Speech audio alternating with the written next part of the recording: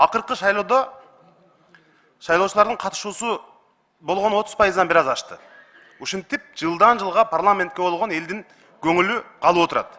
Эмне үчүн? Анткени декабрдын аягында дагы ушуну элдин баары телевизордо койсо структуранын канча вице-спикер болот деп талкуулап отурсак, январда койсо дагы ушуну талкуулап отурсак, эми токтото эми болду. Мына комитет структураны көрдүм. Бардык маселелер камтылыптыр. Ага ар бир фракциядан депутаттык топтордон мүчөлөр кирген. Демек ошону биз колдошубуз керек.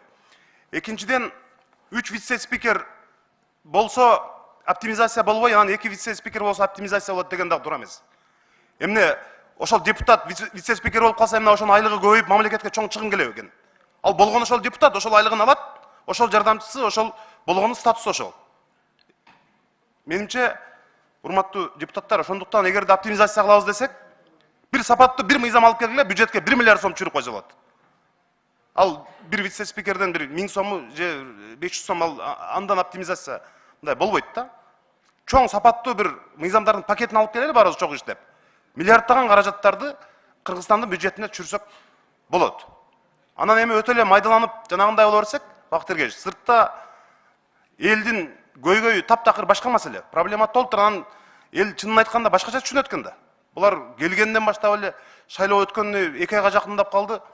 Бул кресло талашып эле отурушат деп элдер кичине туура эмес түшүнөт экен. Биз антип аткан жокпуз, бирок ошентсе дагы ушул маселеге бүгүн чекит коюп, жана өтө майдаланмасак деген сунушту айтат элем. Менде суроо жок. Рахмат.